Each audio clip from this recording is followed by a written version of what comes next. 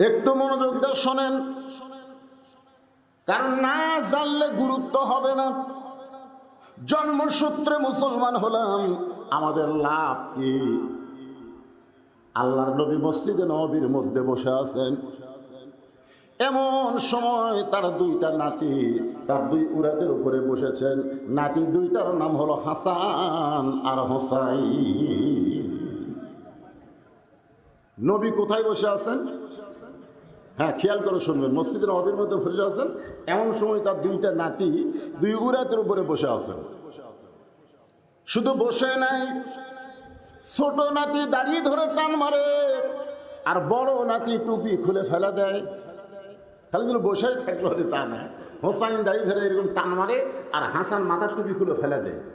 ঠিক ওই সময় হযরত আবু বকর মসজিদ নববীর দরজায়, আবু বকর রাদিয়াল্লাহু তাআলা আনহু আসমানের দিকে তাকালেন। আসমানের দিকে তাকায় বলতেছেন, আল্লাহ, আমরাও নানা হয়েছি, দুনিয়ার বহু মানুষ নানা হয়েছে, কিন্তু আমার নবীর মতন নানা কিয়ামত পর্যন্ত কেউ হতে পারবে না। সুবহানাল্লাহ, জোরে বলেন না। তার মানে বুঝবার পারেননি, এক নাতি দাঁড়িয়ে ধরে কি করতেছে? টানতেছে, আর এক নাতি টুপিগুলো ফেলে দিচ্ছে। নবী বিরক্ত না হয়ে দুই নাতিকে আবার বুকের মধ্যে নিয়ে চুমা খাচ্ছে। এইটা দেখে আবু বকর বলতেছে, আমার নবী শুধু নবী না, আমার নবী হলেন বিশ্ব নানা। আমাদের নবীর চাইতে ভালো নানা পৃথিবীতে কেউ আছে? আচ্ছা, নানা হিসাবে নবী এক নম্বর, স্বামী হিসাবে এমনি এমনি করলে হবে না তো। স্বামী হিসাবে আমাদের নবী কয় নম্বর? নবীর একই টাইমে একই সময়ে নবীর 9টা বউ আছিল। কয়টা? 9টা বউ। একদিন সব বউ নবীকে ঘিরে ধরে বলতেছি, ইয়া রাসূলুল্লাহ, আমাদের 9 জনের মধ্যে সবচাইতে বেশি ভালোবাসেন কাকে? নবী তো বেকায়দায় পড়ে গেলেন। যতদিন খাদিজা ছিল ততদিন এই প্রশ্ন কেউ করেনি, কারণ খাদিজা থাকা অবস্থায় নবীর দ্বিতীয় কোনো বউ ছিল না। এক বউ থাকলে কোনোদিন বলবে কাকে বেশি বেশি ভালোবাসেন? কোনোদিন বলবে? কারণ বই একটা। কিন্তু 9 জন বউ, নবী বলতেছে আপনাকে বলতে হবে আমাদের 9 জনের মধ্যে কাকে বেশি ভালোবাসেন।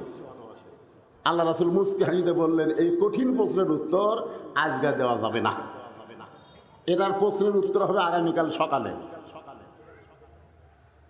সমস্ত বিবিরা যখন ঘুমায় গেলেন, এমন সময় নবী আয়েশার ঘরের দরজায় ডাক দিলেন, আয়েশা। আয়েশা দরজা করে মুস্কি মুস্কি হাসতে স্যার বলতেছে, হুজুর, আমি জানি 9 জনের মধ্যে আমাকেই বেশি ভালোবাসেন। আল্লাহ রাসূল বললেন, ভালোবাসার কথা বলতে আসি নাই রে, তোরে 2টা খেজুর দিলাম, 2 খেজুর 1 গিলাস পানি দিয়ে খাবা, কিন্তু এই কথা কাউকে কবা না। হাফসার ঘরের দরজা দিয়ে ডাক দেন, হাফসা। হাফসা বের হয়ে বলতেছে, হুজুর, আমি জানি আমাকেই আপনি বেশি ভালোবাসেন। আল্লাহ রাসূল বললেন, এই 2টা খেজুর 1 গিলাস পানি দিয়ে খাবা, কিন্তু খবরদার কাউকে বলবা না। নবী প্রত্যেকটা বিবির দরজা দিয়ে ডাক দিলে 2টা করে খেজুর 1 গিলাস পানি খাবা, কাউকে বলবা না। পরদিন সকালে বেলায় সব বউ এসে বলতেছে, হুজুর, আমাদের 9 জনের মধ্যে কাকে বেশি ভালোবাসেন এখন বলতে হবে। আল্লাহ রাসূল বললেন, গত রাত্রে যাকে 2টা খেজুর 1 গিলাস পানি দিছি তাকেই সবচাইতে বেশি ভালোবাসি। সব বউ কয়,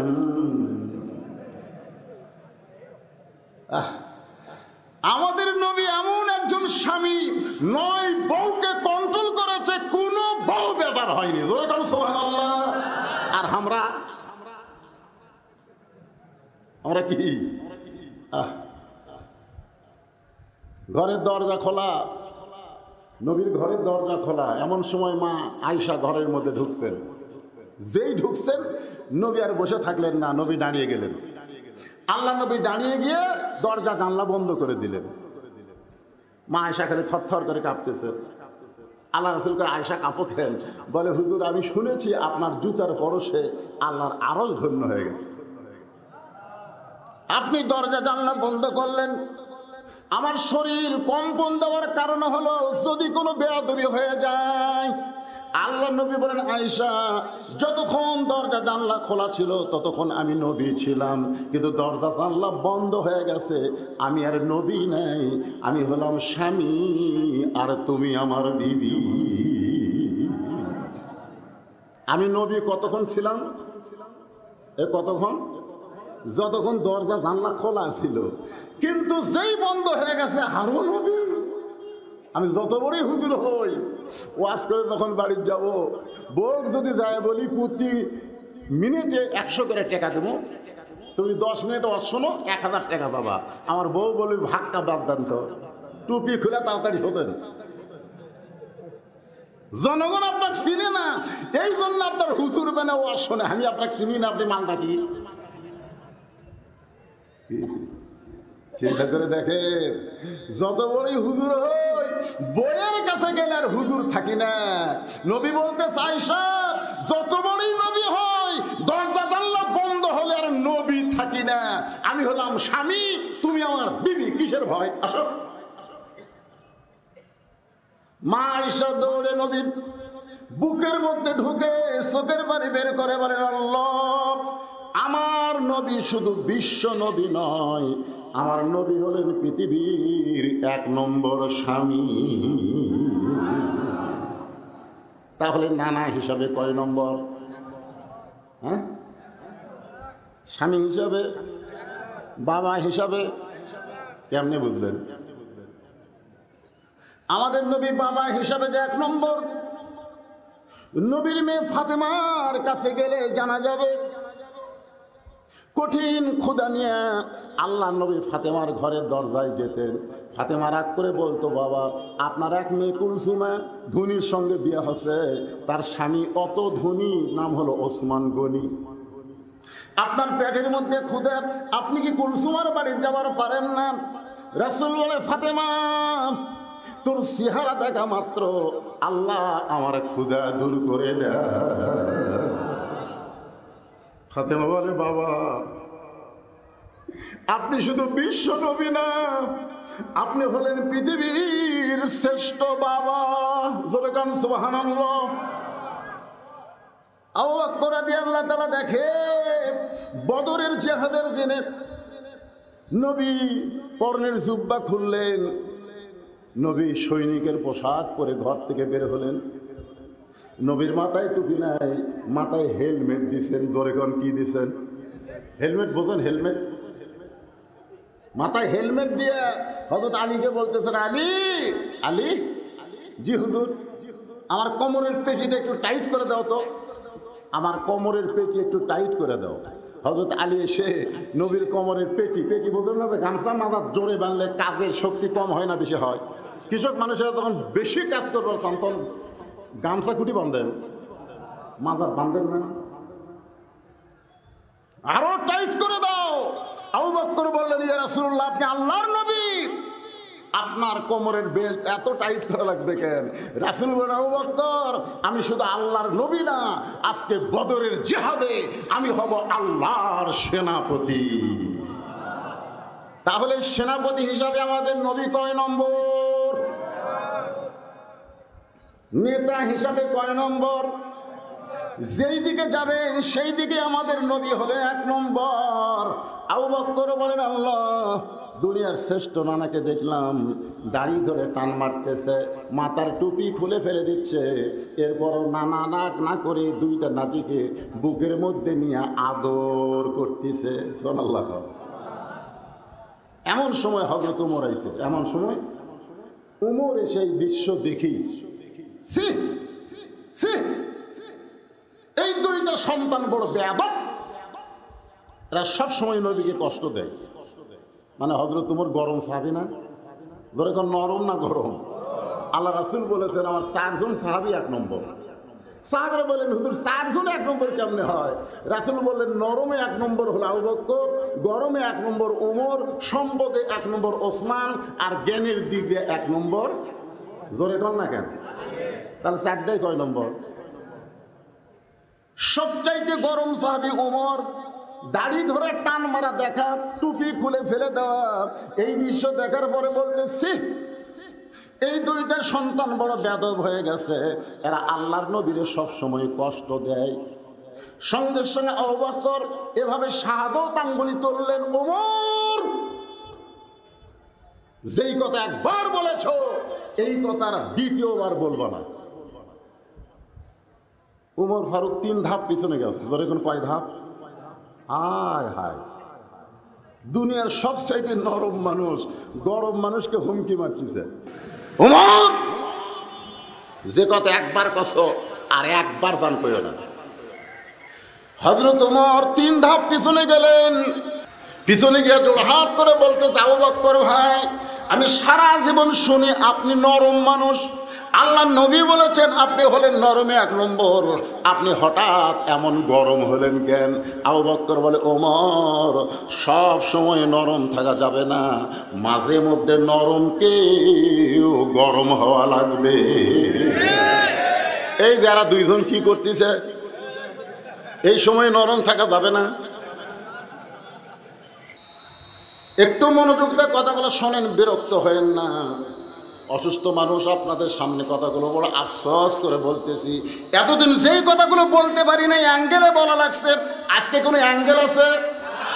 ডাইরেক্ট কথাগুলো বলতেছি, মনে দুঃখ কষ্ট নেন না। ঘড়ি আমার কাছে আছে, রাত কেবল 12:15 বাজতেছে। 12টা পর্যন্ত শুনলে কি কোনো অসুবিধা আছে? ওয়াজের তো কিছুই হয় নাই। তারপরেও বলতেছি, মনোযোগ দিয়ে শোনেন। ওমর ফারুককে লক্ষ্য করে বলতেছেন, আবু বকর, ওমর যে 2টা সন্তানকে তুমি বেয়াদব বললে, এই 2টাকে তুমি চিনো? চিনো? যদি বলতো এই 2টাকে তুমি জানো, তাহলে উত্তর সহজ।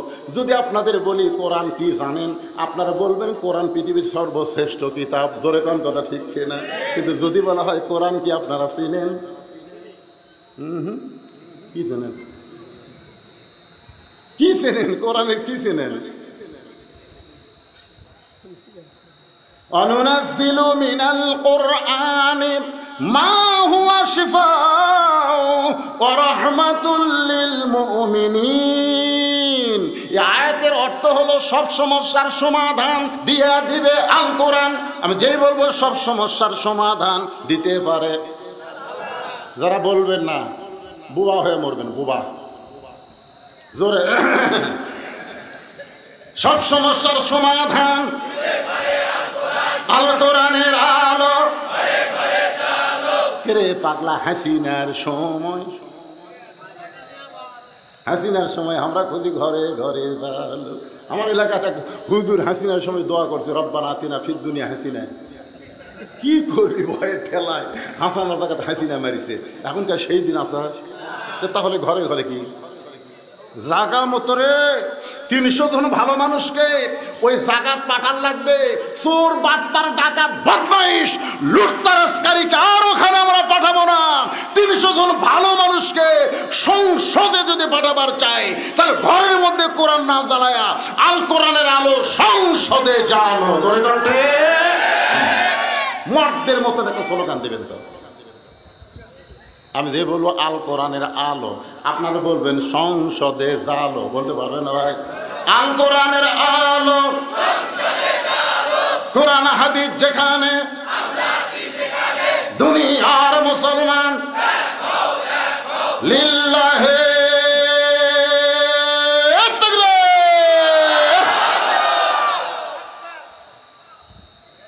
সিয়ারত বসে তো ভালোই মশান মারতেছে।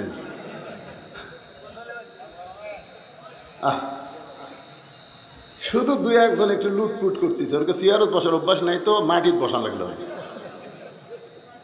দেখবেন সব মানুষকে সিয়ারত বসে পড়া ঢস করে মাটিত বসে, মানে কি ওর মাটিত বসে বসে অভ্যাস। ও আবার আসবে সিয়ার দিতে। আরে সব মানুষকে মানুষ চেয়ার দেয় না। 10 জন মানুষের মধ্যে 2টা চেয়ার। সবাই জানে 8টা হলো মাটির পাটি, বাংলার মাটি, আর এই 2টা হলো চেয়ার। আজকে সবাইকে চেয়ার দিছে, সবাই চেয়ারের সম্মান বোঝে না, 2-1টা লুটুর ফুটুর করতেছে। তোর কোন কথা ঠিক কথা কন? আমার মনে হচ্ছে আর আফসোসলি একটু মনোযোগ দিয়ে শুনবেন। আবু বকর বললেন, ওমর সব সময় নরম থাকা যাবে না, মাঝে মধ্যে গরম হওয়া লাগবে। উমর ফারুক বললেন, গরম হওয়ার কারণ কি?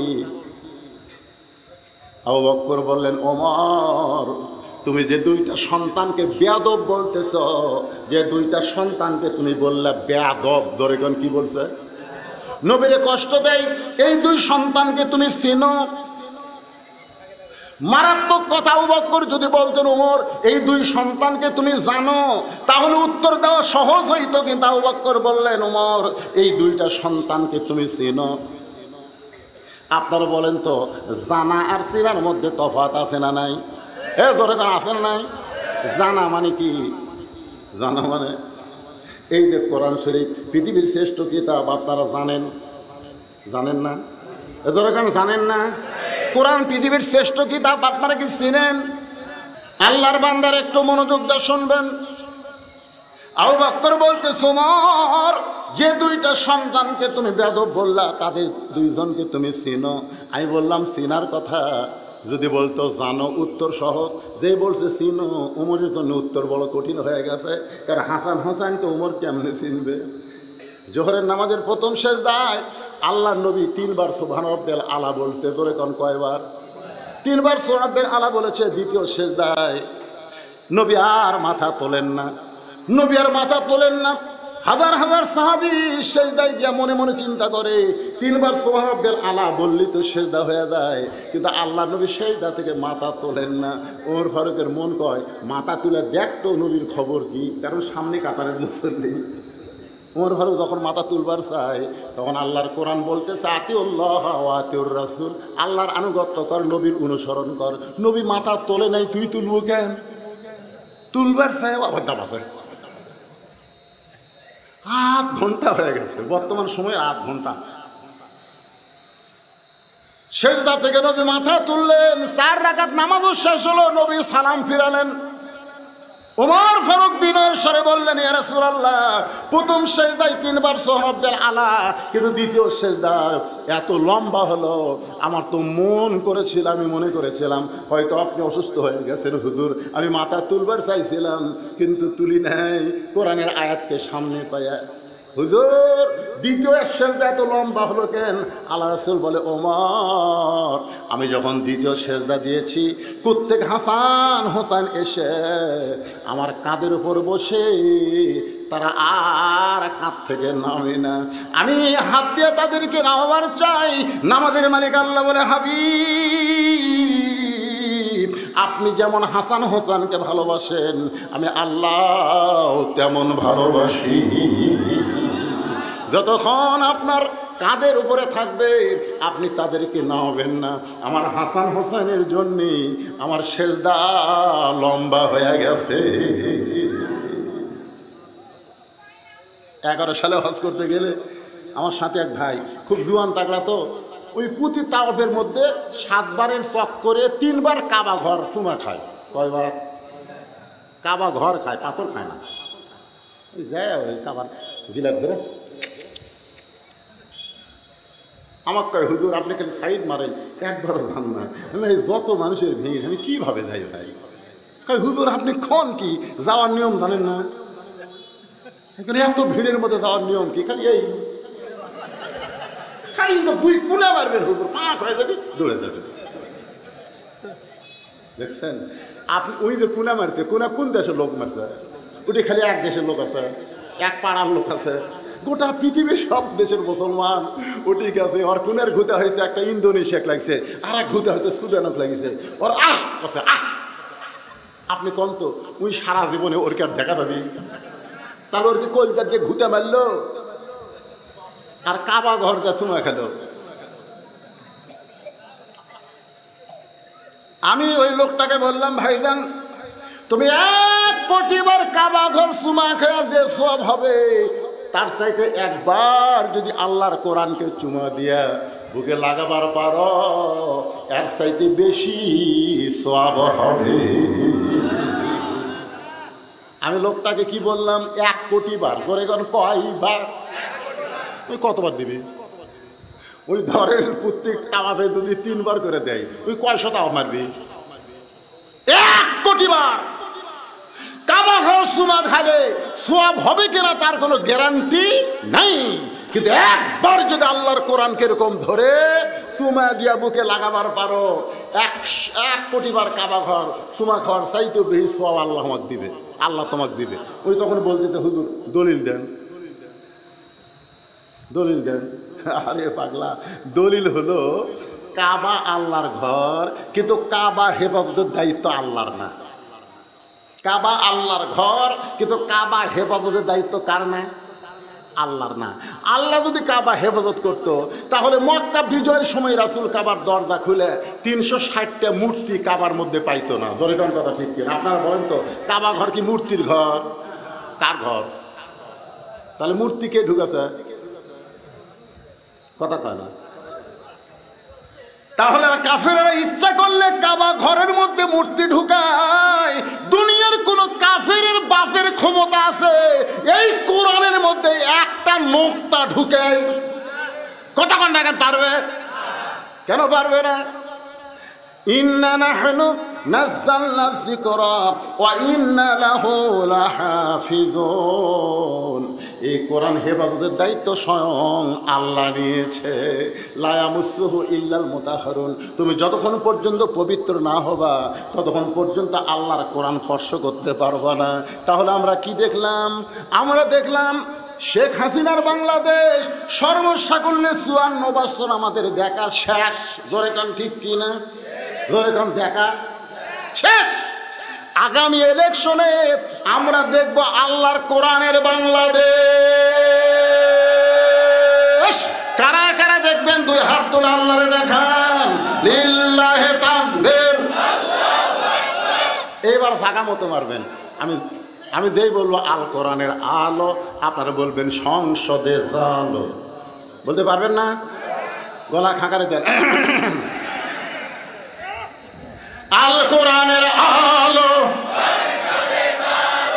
সংসদে জালো। কোরআন হাদিস যেখানে দরকার হলে জীবন দিব, কিন্তু বাংলার জমিনে আল্লাহর কোরআন প্রতিষ্ঠা করব ইনশাআল্লাহ। আমরা জীবন দিয়ে চলে যাব। আবু সাইদ জীবন দিছে, ওর বাপ, ওর ভাই, ওর বোন, ওর 14 গোষ্ঠী খালি মোসত্তাও মারতেছে। আবু সাইদ ওই আমার পয়সা থাকতে নিমন্ত্রণ করছিল ইবতেদায়ী মাদ্রাসার পোস্টে। কোন জায়গায়? এই ইবতেদায়ী আলিয়া মাদ্রাসা, ইবতেদায়ী বোঝেন না? ইবতেদায়ী মাদ্রাসার নিবন্ধন করছিল, সেটা পাস হয়েছে।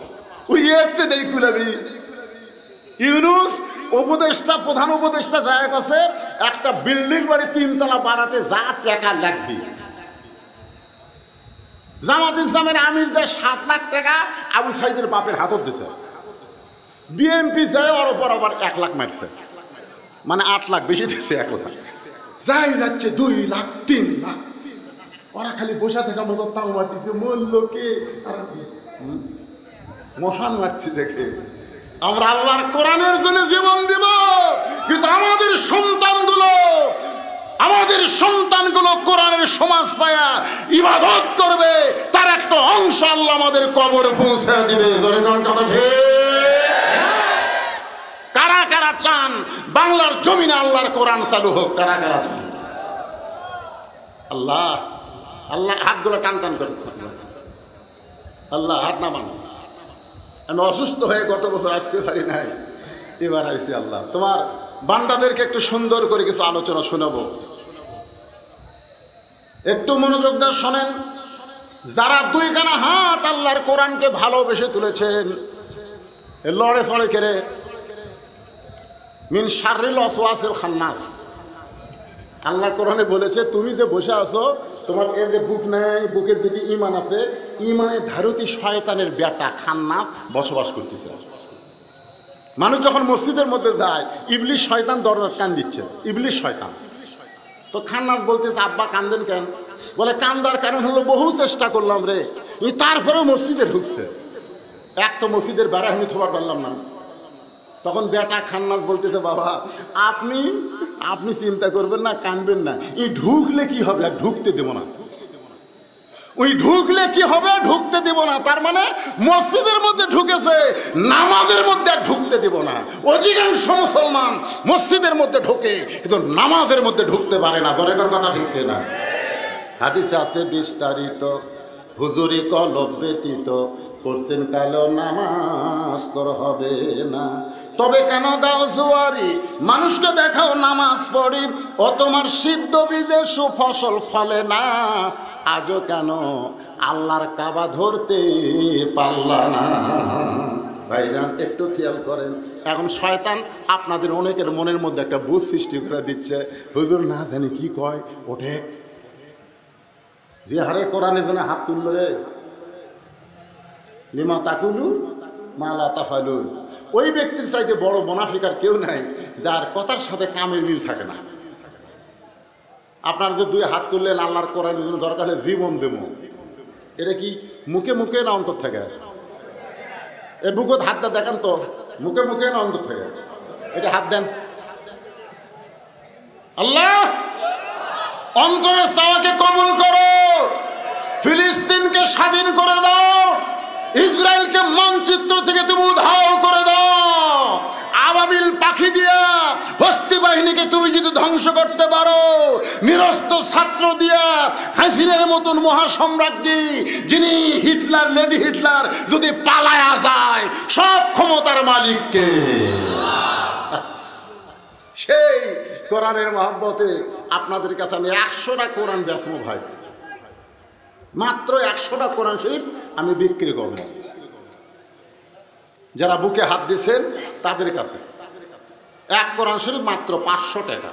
বাপ যাদের কবরের কাছে 500 টাকা দিয়ে একটা কোরআন শরীফ কিনে এই নবীর মাদ্রাসায় দান করবেন। এখন হয়তো বলবেন হুজুর এত কোরআন শরীফ কি এখানে আছে? কোরআন লাগবে না, আপনি খালি 500 টাকা দিবেন, একটা কোরআনের সওয়াব সাথে সাথে আল্লাহ পাক আপনাকে দিয়ে দেবেন। সবচাইতে বড় দান নবীর এতিম মাদ্রাসায় একটা কোরআন। বাপ মা যাদের কবরে গেছে কিংবা নিজেও কবরে যাবেন, কবরের পাথেও জোগাড় করে, কিন্তু যেদিন ডাক পড়িবে কবর মাঝে যাইতে, জোগাড় কিছু করছো বন্ধু তার মাঝে বিছাইতে। কে রে লাভ দিয়ে উঠলো না? একজন যে আগে উঠবে তার দেখা দেখি যত লোক আসবে, ওই প্রত্যেকটা লোকের সওয়াবের একটা অংশ পাবে। টাকা পয়সা কিছুই না ভাই, জানিস একটা কোরআন শরীফ দেন, একটা কোরআন শরীফ। আল্লাহ নবীর এতিম মাদ্রাসায় কোরআন শরীফ বাবদ মাত্র 500 টাকা। কেউ নাই এতগুলো লোকের মধ্যে 500 টাকা দেওয়ার লোক নাই। ওই সাইড থেকে 2-3 জন হাত তুলছে। রিপন আবার 1200 দিছে, এবার কোন সাইডে দিছে? 12 মাসে 1200। আমরা 200 দানের মধ্যে ফেলে দিলাম আর 1000 কোরআনের মধ্যে ঢুকালাম। কেউ যদি মনে করো হুজুর আমার তো 500 টাকা নাই, আপনি 100-200 দিবেন, ওটা দানের মধ্যে পড়বে। এই সাইড দান, এই সাইড কোরআন। মাশাআল্লাহ, একজন 600 টাকা দান করছে, 500 কোরআন আর 100 দান। আল্লাহ কবুল করেন। তোমার নাম কি? ময়না? কোরআন পড়ো কি নাম? আল্লাহু আকবার। আবু তালহার নামে একটা ছোট্ট বাচ্চা কোরআন শরীফ পড়বে, হুজুর দোয়া করবেন। কোরআন শরীফ বাবদ 500 টাকা দান করছে, আল্লাহ দানকে কবুল করেন। আল্লাহুম্মা আমিন। কি? নূর হোসেন? নূর হোসেন। তা আপনি এত গরমের মধ্যে চাদর গাও দিয়েছেন, তার মানে দেখে হাত দেন তো দেখি, একটা দোয়া করুন।